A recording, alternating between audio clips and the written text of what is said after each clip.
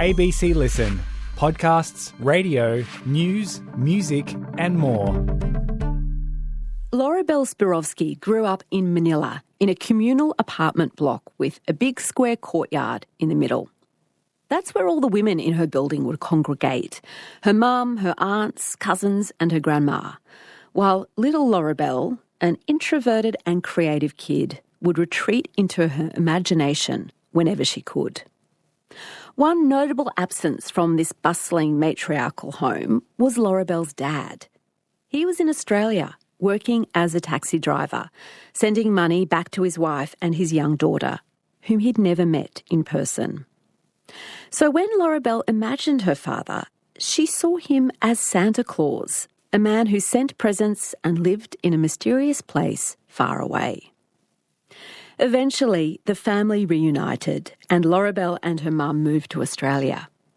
Here, Loribelle became a celebrated artist, a 3-time finalist in the Archibald. She fell in love and her career was soaring until an injury forced her to stop painting and ask some big questions about who she was and what her life was all about. Loribelle has now written a book drawing on her experiences. It's called White Hibiscus. Hi, Loribelle. Hi, Sarah. You come from such an interesting family background, or an unusual one. As I say, your mum is Filipino. What kind of world did she grow up in? What stories has she told you about her childhood?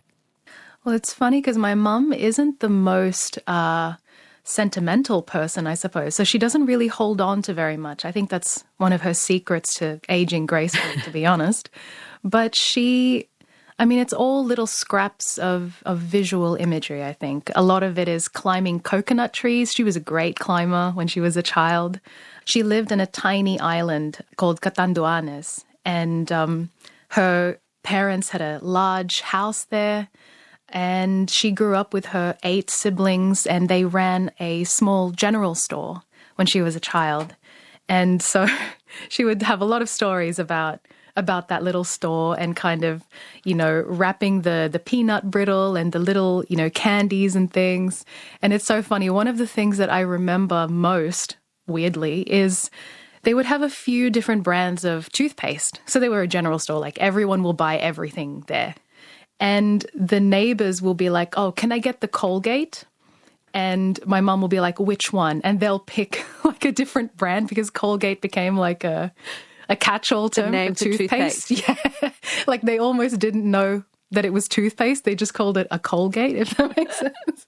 What place did music have in her childhood? A huge one. Filipinos, I think, are pretty well known around the world for being a very musical culture. And my mum's family was no different. She was a singer. She sang ever since she was out of the womb, I'm pretty sure. And all of her siblings were very musical. So the house was constantly full of singing and guitar playing and drumming on random bits of furniture. Would that have been Filipino music or American pop songs? What would she have been listening to? A little bit of everything. She actually ended up working at a radio station in her late teens, and it was a little bit of everything. She loved, Nat King Cole, and Freddie Aguilar was a huge Filipino star at the time.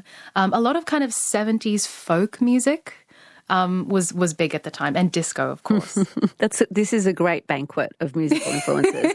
Absolutely. How did her love of music take her beyond the Philippines, take her overseas? It's actually extraordinary because if she was my child and she told me what she told her parents back then, I'd be like, no, don't go. Because she essentially just saw an ad in the newspaper saying, can you sing? Do you dream of travel? And she's like, yeah, to both, absolutely. And she just responds and apparently auditions for some people, and they're like, we know exactly where to put you. We have 2 other Filipino women. We'll put you in a band. We'll fly you off to Japan. I think the whole thing happened within a month or 2. And yeah, to hear that sounds like there are so many potential risks, ways that could have gone wrong. But what happened for your mum? Was it a legitimate ad? It was legitimate, and it was her dream job. Like, she essentially went from student, working at a radio station, and then jet setting across Asia to sort of Japan, Singapore, Malaysia, and just singing in 5-star hotels. She ended up singing in a hotel bar in Malaysia. And who joined her there? Who were her bandmates? So by that time, it was her younger sisters, Grace and Amor. And obviously, they're also amazing singers. They also played different instruments. I think one had a keyboard. 2 of them had guitars, I think. And it was a bit like a Supremes kind of thing with a bit of a Fleetwood Mac, but really cool 80s makeup. Well, what did they look like? Have you seen pictures from this period? Oh, yes. Amazing. I mean, my mum's style was on point. You know, she actually studied, let me get it right, cosmetology. So like makeup. Studied makeup in college at some point. I don't know where she managed to fit that in with her jet-setting lifestyle. But yeah, she just looked incredible. Like the color combinations. I mean, oh my gosh. And this is where your mum met your dad for the first time. What was he doing in Malaysia? So my dad was working for Energo Project, which is a former Yugoslav engineering firm. And he was essentially traveling all around the world, really, as an engineer. He loved working particularly in the Middle East and in South America. And at the time, they were building a bridge in Malaysia, and he just happened to be staying at the hotel where my mum was performing with her sisters. And what kind of impression did he make on your mum? What did she think of this European stranger in the bar? Well, of course, they're used to plenty of attention. I think at the time she actually had this Japanese boyfriend even, or a Chinese boyfriend. And my mum had many suitors and admirers. But I think the thing that really caught her attention, all 3 sisters really, was that my dad was going to the bar, but he was always ordering a soda water. He's always been a teetotaler. So I think they were really impressed by that, almost like his self-control. He was dressed really well. My dad looked like one of the members of the Bee Gees. So you can sort of imagine like a denim on denim with like a curly hair situation. It was amazing. He was owning it. Really he was rocking his own style, is what I'm hearing very strongly. And so did things develop between them quickly, or what was the story? Well, this is the funny thing, and I feel like this is a very Filipino thing, especially of that generation, where they kind of, it's almost like their personalities become displaced. And they kind of share this communal identity in a way. And they were very close as sisters and very spiritual. So that I think that helps as well. But they were kind of like, we like this guy. If he likes any one of us, go with him. Like that is essentially your ticket out of the Philippines, out of a small island. He will show you something different. He will show you something more dynamic. But that's what they were thinking. But my dad, according to him at least, saw my mum and only had eyes for her. So within 2 years' time, my mum was flying to Belgrade, meeting his family, and then pretty quickly getting married within that 2-year period. How did your mum impress your dad's parents? This is one of his favorite stories. So my grandfather, my dad's dad, loved spicy food, which is, I think, strange for a Serbian Macedonian man. But he had this, I don't know if it was like a test, but he had a plate of raw chilies next to a smaller plate of salt. And I picture it as almost like a Godfather kind of scene where he's just looking my mum in the eye, dipping the chili and like not breaking eye contact and putting it in his mouth and kind of like, over to you, what's your move? And my mum apparently just does exactly the same thing. Mind you, they don't speak the same language. So there's all this nonverbal communication going on. But yeah, my mum just eats like 1, 2, 3.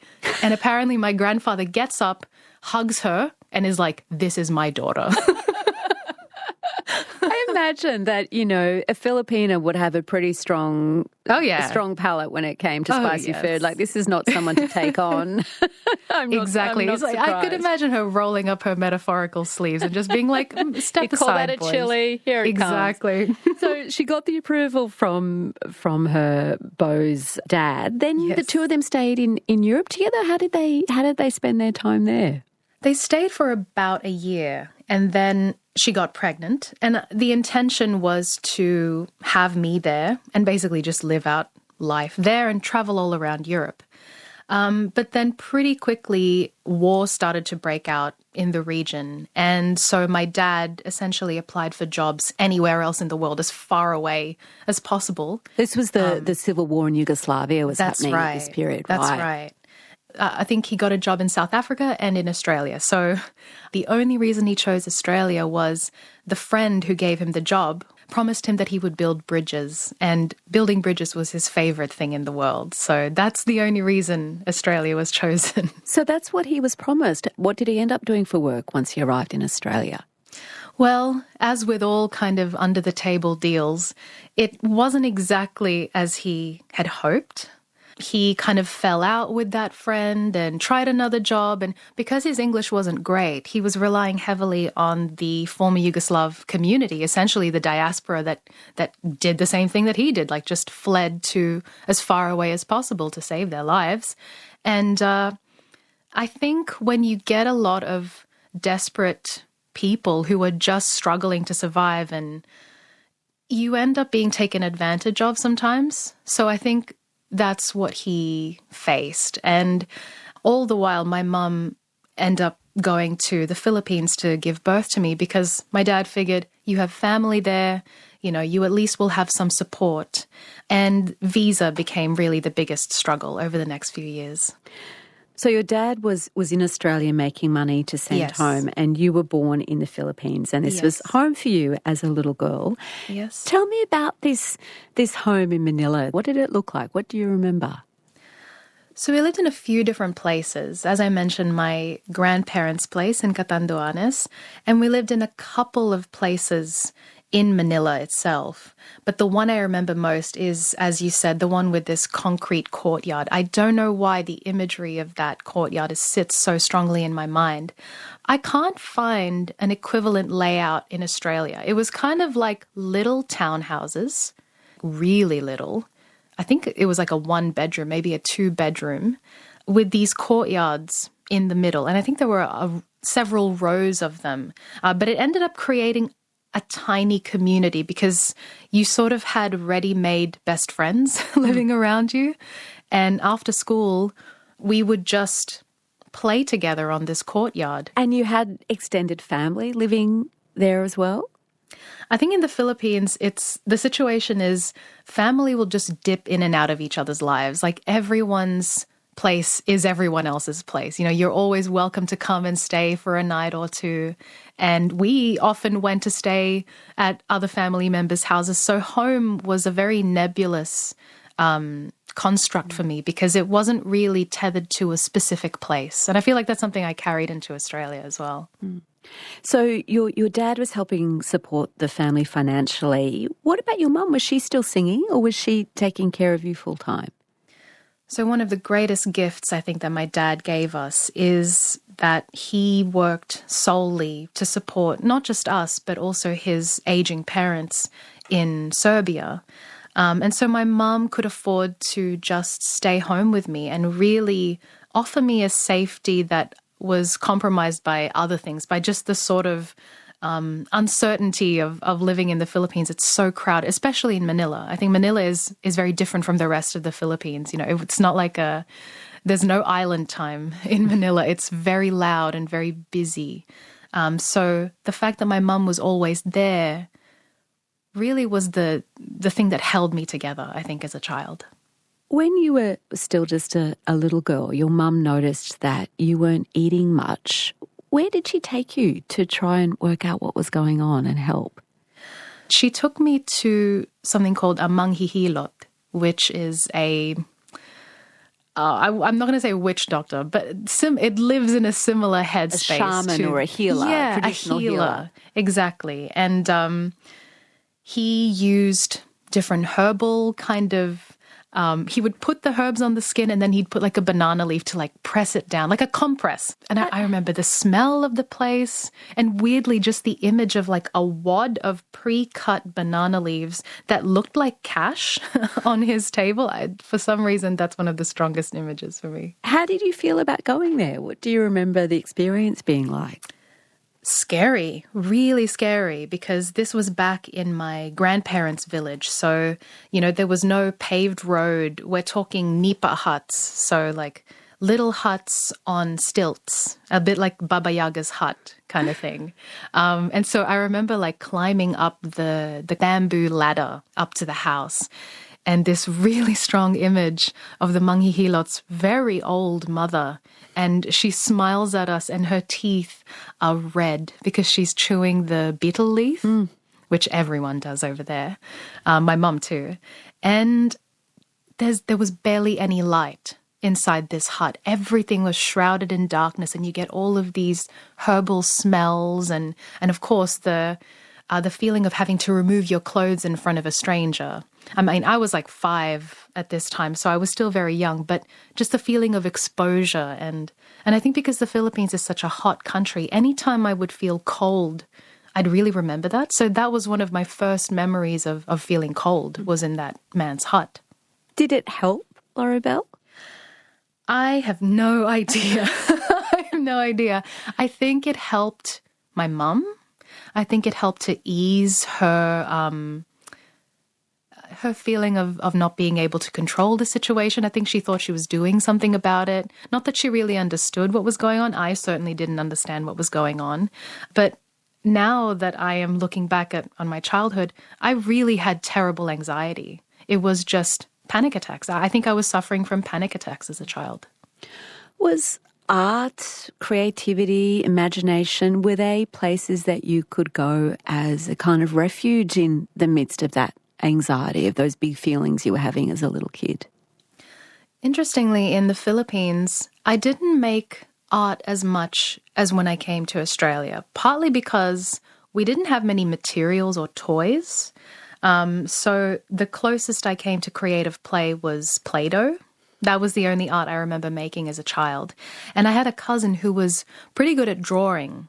But then the moment he showed me that he was good at drawing, it was like, oh no, that's his thing. I can't go into that territory because that he already knows how to do that. I won't be as good as him. So I immediately cut that off as a potential creative activity for me. And I stuck to Play-Doh because I knew that I could do that well. And mind you, the Play-Doh sculptures were really good. Play-Doh is nothing to be sniffed at. Play-Doh is one of the great materials and underrepresented in our art galleries, I think. I love Play-Doh. Absolutely, absolutely. Well, one thing that you did have an experience with as a child, I guess it's a creative pursuit in a sense, is beauty pageants, which are a big thing, in the Philippines. Oh my goodness. You have no idea how big beauty pageants are. And for kids as well. Yes. So the pageant that I entered was called Little Miss Philippines. I'm pretty sure it still runs now, but we are talking nationwide, televised. I mean, everyone was watching this show. It was really like reality TV before reality TV. And whose idea was it for you to take part? So I was about 4 years old when the idea started playing around between my mum and her sisters. And I think they would, because we would watch it, of course, on our little black and white TV. And my mum would look at me and look at her sisters and be like, she could totally do this. She's cute, she can sing, she's smart. I think we should give it a try. And kudos to my mom. She went in with the purest intentions and she wasn't a pageant mom in the way that we look at sort of American versions of child beauty pageants. So even when I look at photographs of myself back then, I looked like a child. I looked like a child in a little dress, as opposed to some of the other, especially wealthier contestants who kind of were really dolled up in that very extravagant makeup and hair. And you could tell I had less money than them because my hair wasn't done and my dress, you could see my feet. It wasn't long enough to cover my feet. And did you have to do an act, a performance as part of that? Yes, and I have such clear memories of her teaching me this song that I was going to perform with the hand movements and everything. So I would have a hairbrush for a microphone and she would model for me how I was going to hold my hands and look up and look down and all this stuff. Well, of course, she had all that experience, I guess, exactly. performing. So totally built in. And I remember she introduced it as a sort of game. Like, she didn't even tell me what it was for. She's like, let's just try this thing, you know? I'm going to do this. Can you copy that? And so by the time we arrived at the studio to actually record the first episode that I was on, because I think I was on like 5 episodes in total, I was like, yeah, this is fine. This is easy. I even like voted to go first. I was not anxious at that point yet. And there's a video of me with this little like turntable, almost like a lazy Susan for children. And I would stand there with my escort. That's what they called him, my escort, who was just my cousin, dressed in his traditional barong. And me in this little dress where you can see my little feet. And we turn around and the guy was just like, you just have to wave. Just keep waving. I'm like, all right. And I waved and the lazy Susan for children turned around and there was a studio audience. And I was like, oh my gosh, where did they come from? Because that wasn't like that during rehearsal. You know, I didn't know that people were going to sit in those things. And so I feel like that totally triggered my anxiety for the very first time. Oh my goodness. Did you still sing when you were confronted with this room of people? I did still sing. And I mean, it wasn't my best performance. I will say that. It was pitchy and I couldn't hear myself as well because everything was echoing. I was slightly off because there was a delay in the music. It was chaos, but I did pull it off. And I won. I won the first round that took me to the semifinals. And how did it end up going? Am I talking to a little Miss Filipina here? Well, am I in the presence of royalty? If you ask my relatives, and they still talk about it to this day, I should have won. I got second place, but they maintain, especially my uncle, he maintains that the winner was the niece of one of the judges who was very kind of high up socially. And he's like, look at, he probably has a whole file of like, look at their, you know, talent portions next to each other. Clearly Loribelle was the superior one. Hers was, you know what I mean? I'm with your uncle. Yeah. Loribelle was robbed. Don't worry, I'm playing the long game. I'm just going to try and win at life. You can go back as Miss Senior. Surely exactly. There are prizes for all stages of life. Oh my, totally, exactly. So after this excitement, Loribelle, you were living in Manila with your mum, with your aunts, your grandma was around, uncles, and what did you know about your father? I mean, your mum and dad were still together, even though he was in another country. What image did you have in your head, or what ideas did you have about this man? I had about 3 photographs that I could use as a reference point. And I remember thinking, I look more like that stranger than my mum. And that was very unsettling for me. And, you know, when mobile phones first started, he sent us one. I think I was around, 6 or 7. And I heard his voice for the first time. And it was like a walkie-talkie quality, like really bad quality sound. But it's so strange what children understand, I think, because I knew that I had a father. Even though I'd never met him, I thought of the concept of a father, that I came from someone and my mum, almost like a kind of, my mum plus something else equals me. Because I could tell that I was not a direct copy of her, you know, even though I tried to be very hard. But my dad he meant so many different things. He meant a promise of a better life. He meant a promise of peace, certainly, because Manila is not a peaceful place at all. And I was overwhelmed most of my childhood, I think. So much so that I'd often just sit at a corner like a creepy little possessed child that would just be like facing a corner because I was too overstimulated. But I guess I have memories of, because my mom is a very beautiful woman, a lot of male attention that she would receive would make me feel very threatened and very protective over her. Even though I, at the time, didn't really know what that meant, I think I just sensed that it was predatory towards her. And obviously I wanted to protect her. Because my mum, even though she was older than me and she was looking after me, I felt strangely maternal over her in a weird way, because she was she's also quite a young person. Like she's very young at heart.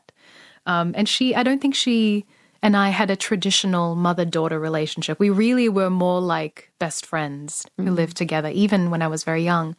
It's interesting. I mean, as you're describing it, there's this dynamic, a very close intimacy between you and your mum, but then there's this sort of ghostly presence of this other part of that triangle of your father who is there in spirit, in reference, but not physically. You say that you had photos and there were conversations, and he sent you gifts. What sort of gifts would he send you?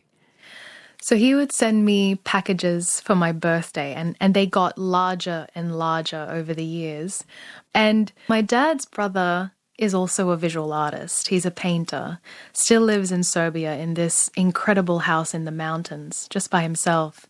And on my 5th birthday, he sent me a birthday card from his younger brother with a sketch of myself done from, I guess, a still of the Little Miss Philippines pageant that I had won the first round of. So I was wearing the same floral tiara, the same little gown, and my mum's one of the necklaces that my dad bought for her when they were dating.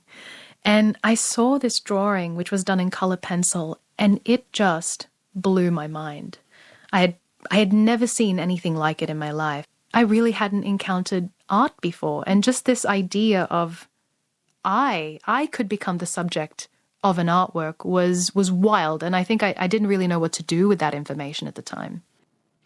You had this rich family life with your mum in Manila, and you know about this man, your dad, and you've got these kind of ideas in your head, connection with him. When did you actually meet your dad for the first time? I was 7 years old when I met my dad for the first time, and obviously he was only coming for a few months, however long the tourist visa was. But I distinctly remember that day at the airport.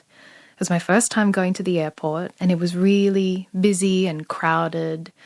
And I sort of knew and didn't know what we were doing there. I think the idea of finally meeting this man that I'd heard all of these myths and legends about was a really terrifying thing for me, because I was only used to loving him from a distance. And the idea of him taking physical form, I mean, for my child brain, like as if Jesus came down to earth, it's a terrifying concept. And when he comes in, the first thing that I remember was my mum detaching herself from me, from my auntie who came with us, and just running into the crowd because she had seen him. And I heard her gasp just as she let go of my hand. And I never felt so lonely in my life as that moment, because it felt like I was handing a relay baton to someone else. Like she had been mine. She had been my tether to the world, because I was such a dreamy sort of child. And the moment she let go of me and I watched her hug him almost like in slow motion in my mind, it was such a sad and painful abandonment, I think, for me, because I'd never seen her be so physical with a man, first of all. And I'd had, my heckles have been raised by every man at that point. And yet I knew that this one was okay. Like, this was the good one, this one was the correct one. And then he saw me, and I kind of detached from myself at that point. And I remember that we hugged each other, but I wasn't really there. It was almost like an outer body experience. But I really remember his smell. And it was such a clear thought in my mind. He smelled just like me after I'd been playing outside. Like, we had the same BO. Wow. Which was crazy, because it was the part of me I didn't like. Like, I don't want to smell like BO. I want to smell clean like my mother. And he was a white man, so he's a white person. So that must have been weird too, that you feel so intimately, physically connected with someone who looks so different from everybody else that you know. Completely. And he had like really hairy arms, and I'm like, why is he so hairy? Why is his chest so hairy? Like, you're just suddenly recognizing men, because Filipino men are very different to European men. And I just had this massive identity crisis, I think, because I thought, if I am half of him and half of her, and I really just want to be her. How am I going to grapple with this? A few years later, once your dad had permanent residency in Australia, he was able to bring you and your mum here. Where was home for you once you made it to Australia? What did life look like here? How did it compare to that bustling matriarchal compound in Manila? Oh, it's chalk and cheese. Absolute chalk and cheese. So my dad was living in a little apartment in Croydon at the time, and he had this balcony that he stuffed chock-a-block full of plants. Like, I'm telling you, there was about a 30-centimeter gap that you could walk through to actually water the plants. But I had a little forest and a bedroom of my own for the very first time in my life, and a mattress. The climate was completely different. The air smelled incredible. My dad was bragging about the air, even in Manila. He's like, you just wait until you get to Sydney. The air smells amazing. What have you cooked or fresh, or what was special about it? Just clean. Just not pollution. Because especially in the 90s, Manila was extremely polluted. But Australia was the absolute opposite of that. The sky was bluer. I don't know why, but it's like the saturation was turned right up. There were trees everywhere, which was incredible. There was a lot to adjust to. There was a lot to wrap my head around. And I think I was just overwhelmed by how beautiful it was. What about school? What sort of experience was that for you? So I went first to Croydon Park Public School. I did year 4 there. And I was expecting to be bullied. It's so strange. I was like, okay, prepare yourself. I'd never been bullied before. I don't know where I even got the idea from. I'm pretty sure I saw it on some Saved by the Bell episode. I was like, this is what's going to happen. There are a bunch of white kids. They're going to bully you. And it really wasn't that at all. It was pretty multicultural. I was the only Filipino there, but it was sort of just a mix of everyone. And I think I just became a little nerd. I just was I was always just there for the teacher. I am such a teacher's pet, and I love learning, and I love being a model student, because I guess they were like my surrogate mum, and I wanted to make life easier for them. And so you'd gone from having this dad that you spoke to now and again and got presents from, to this real human man living in the house with you and your mum. What was that like? How did your relationship develop as you were spending this amount of time together? I think strangely one of the things that helped was that my mum got pregnant pretty much immediately. And I don't know what it is, but I tethered my adjustment period, let's say, to my mum giving birth. The larger and larger her stomach got, sort of biding my time, that by the time this, whatever, I guess a baby is going to come out, however that works, everything will be fine. I will be normal, and we get to truly start fresh. It's almost like I was holding my breath until my brother was born. And the whole time, my dad, obviously as the sole provider at the time, he was barely home. He was a full-time taxi driver. And he loved it. He absolutely loved taxi driving. He always loved driving in general. He was a bit of a rally driver in Serbia. And he basically felt like he was in control of his own destiny when he was behind the wheel. And as a result, I rarely ever saw him. You know, he would leave very early. He would come home very late. And his presence in my daily life, I would see his uniforms hanging as my mum ironed them. And eventually she would teach me how to iron them. And it was I actually get a bit emotional thinking about ironing my dad's uniform and his epaulets. He was the best dressed cabbie out there, because he had the crispest uniform. He always smelled amazing. And my dad is a huge perfume fiend. But it was such an intimate thing where I would get to know the traces of him. Yes. What about language? I mean, were you speaking English with one another? Yes. So with the English that he had, we were able to communicate. And I had to get used to his accent, of course, which was completely different. And so I would learn to read his body language very well. And then when my brother was born, he decided to not speak English anymore. and to only speak Serbian or majority Serbian so that my brother would learn it. What really did that quickly. mean for you? Well, it isolated me from him further. I felt even more that he was impenetrable. And my mum is phenomenally skilled with languages. Unfortunately, it skipped me, but she could speak Serbian. So they would speak in Serbian, and they would speak Serbian to my brother, and eventually my grandma, my dad's mum would come. They would all be speaking Serbian, and I would just be alone.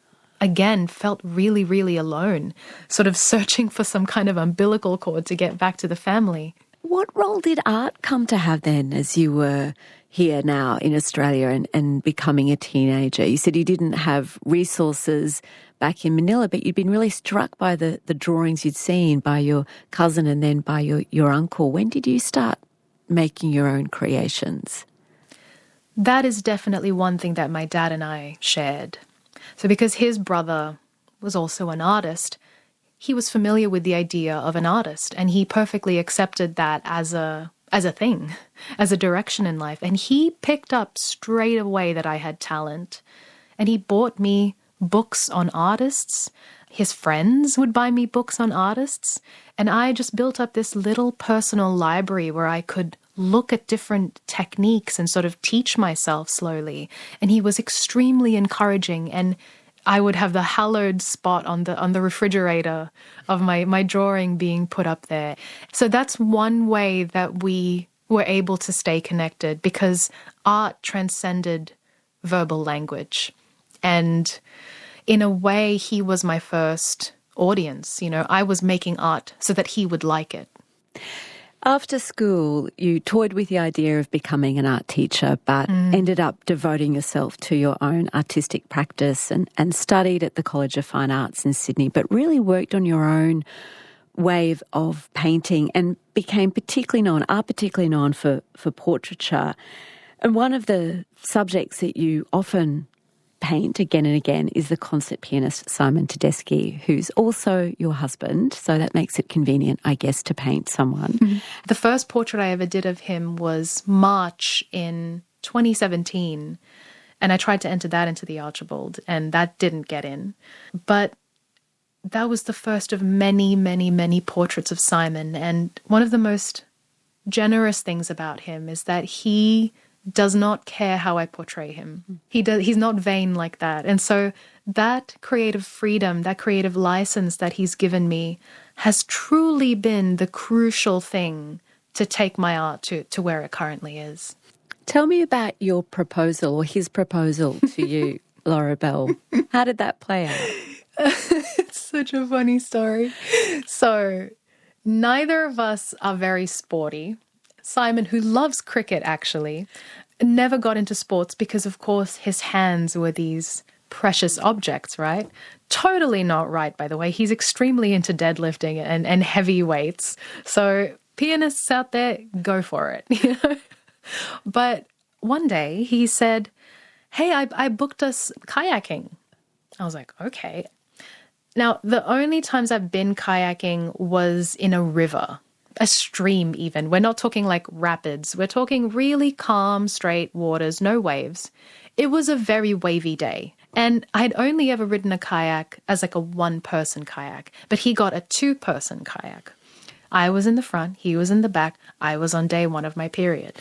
Let that be known. This is a perfect storm scenario. Indeed, it was getting stormy. The weather was not helpful at all and was strangely like a pathetic fallacy of my own internal turbulence. I was just really not on that day. And so he's like, okay, showing me this little map, like, let's go to this little beach over here.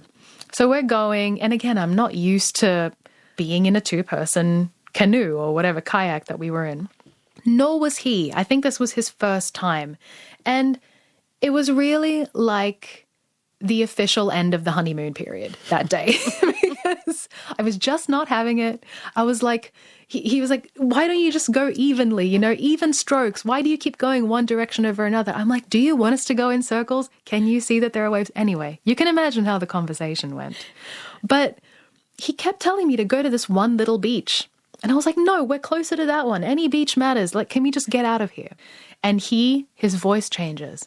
And he uses my first name, like my full name, which is always, as we know, a thing.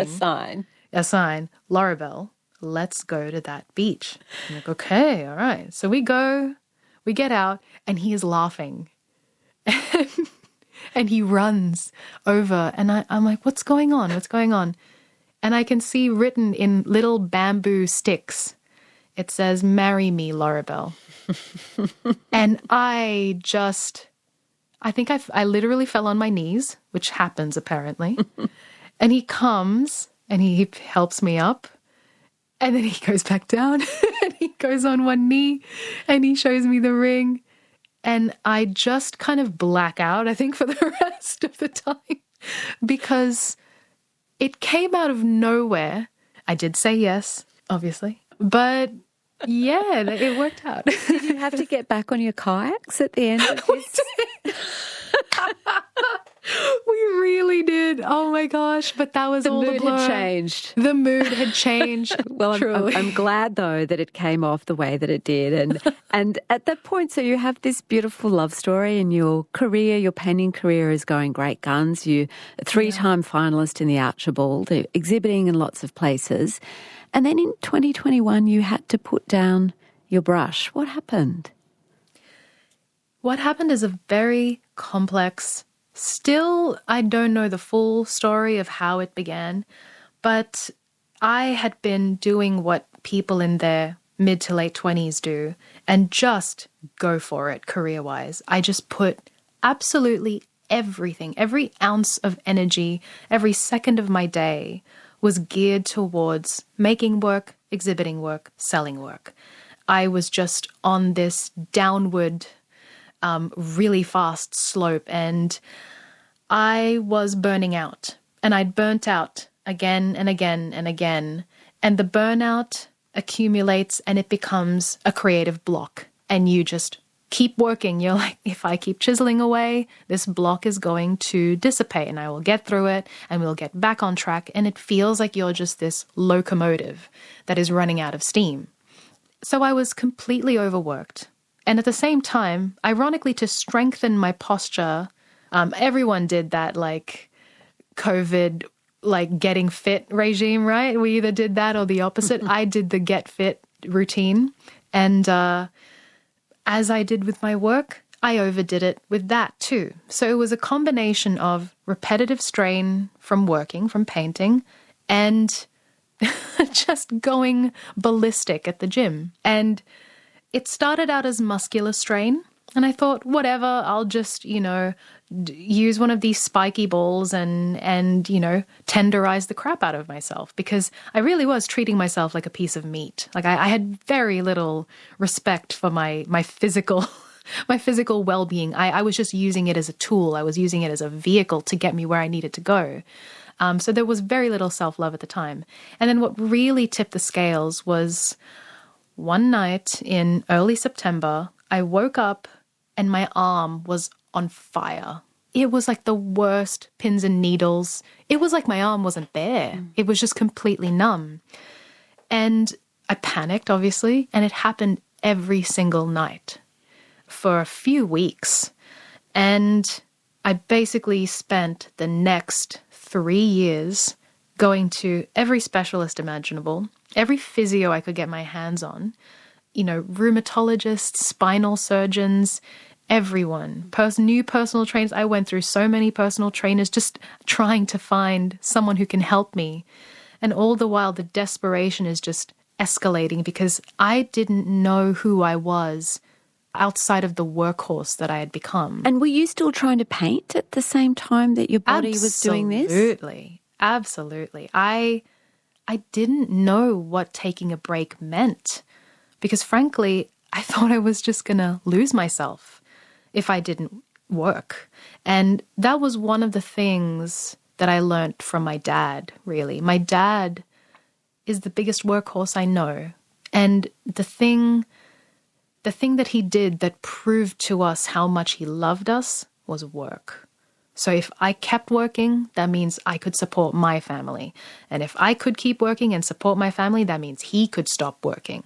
So really, I was trying to dethrone my dad as my family's breadwinner. I wanted him to stop. So in a way, it was me trying to show love to him.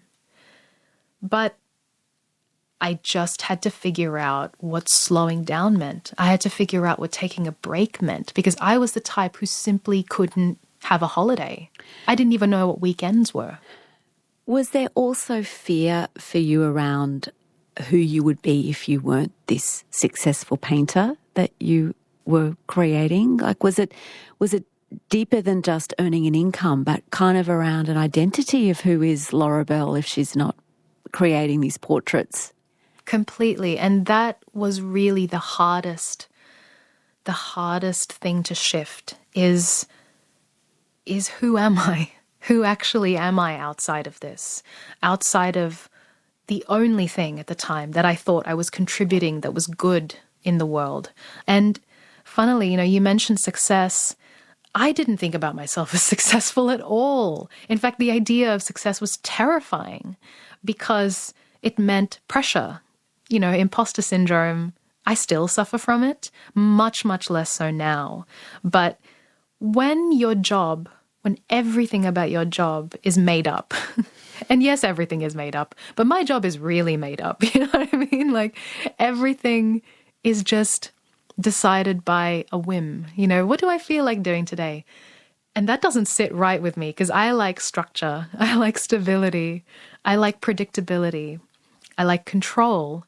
And art does not do well with control. It stifles you. It takes the oxygen out of it. And I wasn't thinking about myself as an artist. I was thinking about myself as a painter. And I truly didn't call myself an artist until about last year because I liked painter. Painter was like a trade. Painter was a skill. Painter was an act. Whereas artist, I sort of elevated it as almost like you're a king. You can call yourself an artist? What does it mean? How is it different from painter? Is it a bigger term? It definitely coincided with finishing the book because I know that the book is also an artwork. That's why I call it a portrait in words, because I approached it very much as a visual artist, as a painter, someone who works with pigment, turning something abstract into something recognizable. So when I realized that I could be an artist in many different ways, not just with painting, I started to expand that definition. And when I really, truly stopped painting, actually stopped painting for, how long did I go for? At the longest, 4 months. Not a single painting in 4 months. I mean, the depression that came with it was severe. Like, I genuinely had to be medicated at that point. And that helped immensely because at that point I had just taken myself as far as I could on my own. And I'd only just started seeing a therapist. I actually started seeing a therapist the same day that I started my medication. And life is completely different now. I'm so glad to hear that. What about painting and your body? Is that something, are they able to be friends again yet?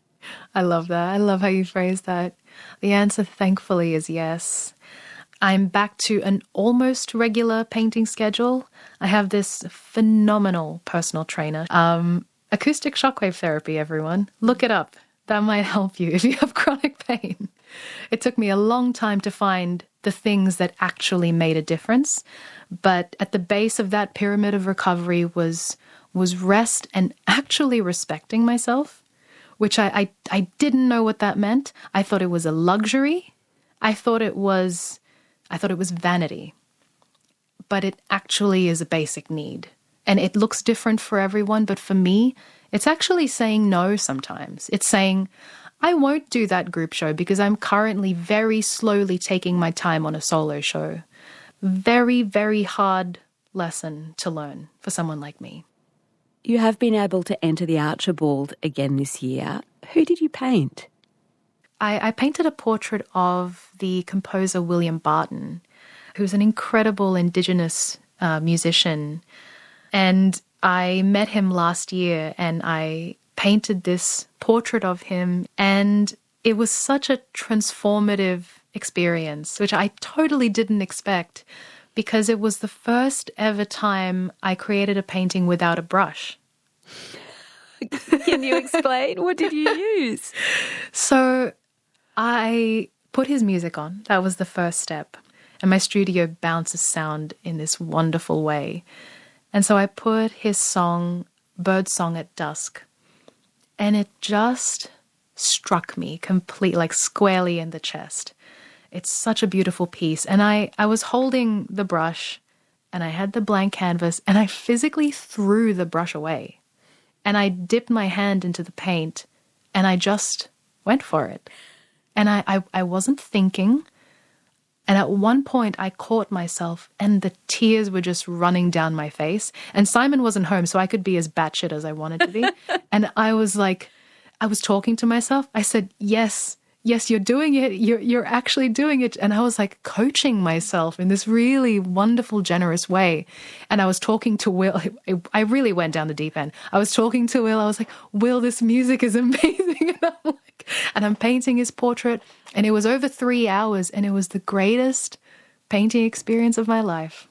Oh, Loribelle, there have been so many interesting moves in this journey of yours already. I'm really excited to see what comes next. It's been great to have you on Conversations. Thank you so much, Sarah. Thank you.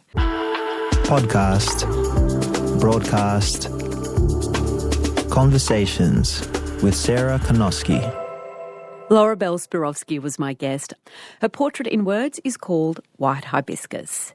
This conversation was produced by Maggie Morris and recorded on the lands of the Turrbal, Yagara and Gadigal peoples. I'm Sarah Konoski. Thanks for listening.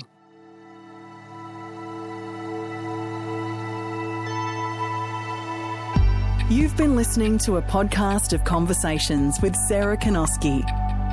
For more Conversations interviews, head to the website abc.net.au/conversations.